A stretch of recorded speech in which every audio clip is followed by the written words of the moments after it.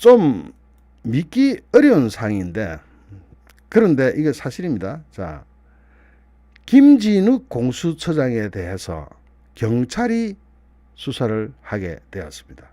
돌고 돌아서 경찰청에서 김진욱 공수처장을 수사하게 됐습니다. 야, 우리나라에서 가장 센 권력기관의 장을 경찰이 수사를 하면 이놈의 수사가 제대로 될 것 같습니까?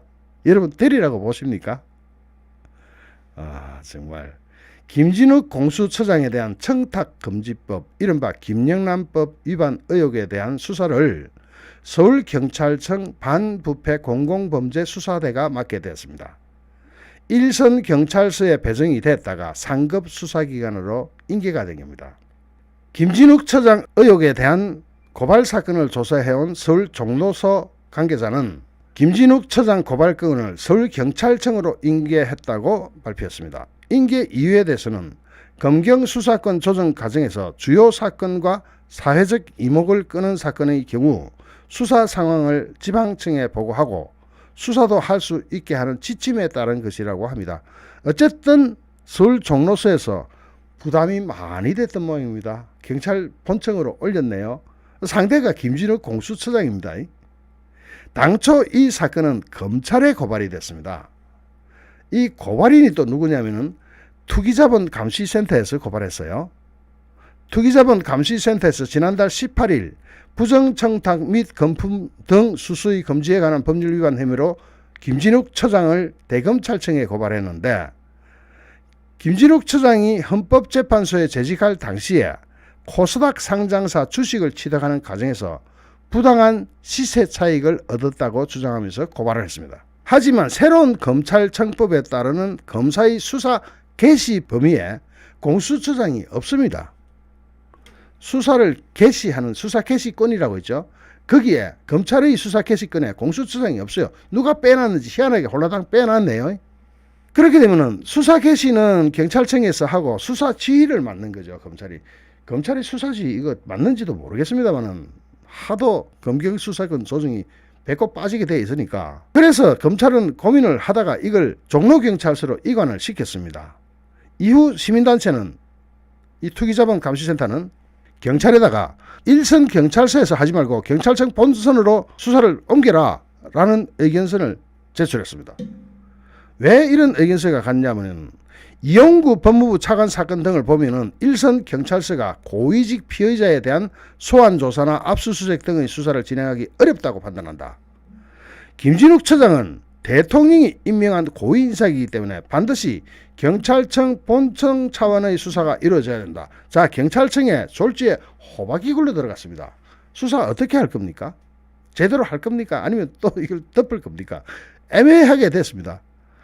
종로서는 투기자본감시센터 관계인을 불러서 고발인 자격으로 불러가지고 조사를 했는데, 당시 이 단체는 종로경찰서 앞에서 기자회견을 열고 김 처장이 보유한 미코바이오메드 주식, 이 평가액이 9,300여만 원이 되는데 2017년 헌법재판소 재직 시절 나노바이오시스의 제3자 배정 유상증자에 참여해가지고 시세보다 저렴하게 취득을 한 것이라면서 당시 김진욱 처장은 약 476만 원의 차익을 얻었다. 이런 행위는 동일인에게 연간 300만 원을 초과하는 금품을 받지 못하도록 규정하고 있는 부정청탁 및 금품 등 수수의 금지에 관한 법률 8조를 위반한 것이고, 김진욱 처장이 미공개 정보를 이용해서 주식을 취득했다면 이는 자본시장법을 위반한 것이다. 금액은 총 부당수익이 476만 원 정도 되면은 금액이 큰 거는 아닙니다. 김진욱 처장 측은 지난달 19일 청문회에서 김영란법, 자본시장법 위반 의혹에 대해서 해명을 1차 했었습니다. 당시 해명을 어떻게 했냐면은, 유상증자를 하면 주식 수가 불어나고 주가가 하락할 위험이 있기 때문에 상법에서는 10%가량 싸게 팔 수 있도록 한다. 다른 유상증자 참여자들에게도 적용된 공통 혜택이고 유상증자에 앞서서 미공개 정보를 제공하지도 않았다라고 이야기를 했습니다. 1차 해명이 있었던 거죠. 그런데 이 해명이 그렇게 명쾌하지는 않습니다. 제가 봐도 아주 명쾌하진 않아요. 왜냐하면 유상증자를 실시할 때는 권리락이라고 자연적으로 발생하는 부분이 있기 때문에 이걸 사전에 보존해 주는 건 없어요. 원래가. 그렇잖아요. 권리락이 일어날 텐데. 그러면 어쨌든 간에 이게 권리락 부분을 보고 한 건지 하여튼 헷갈리긴 합니다. 경찰서에서 제대로 수사를 해야 될지는 모르겠는데 공수처장을 경찰이 수사한다. 재밌기도 하고 웃기기도 하고 열이 나기도 합니다. 검찰은 뭐 하는 겁니까? 검경수사권 조정에서 검찰이 아예 그런 사람들에게는 손을 못 대도록 만들어버려놨네요. 그래서 수사 개시권을 경찰에 줍니까?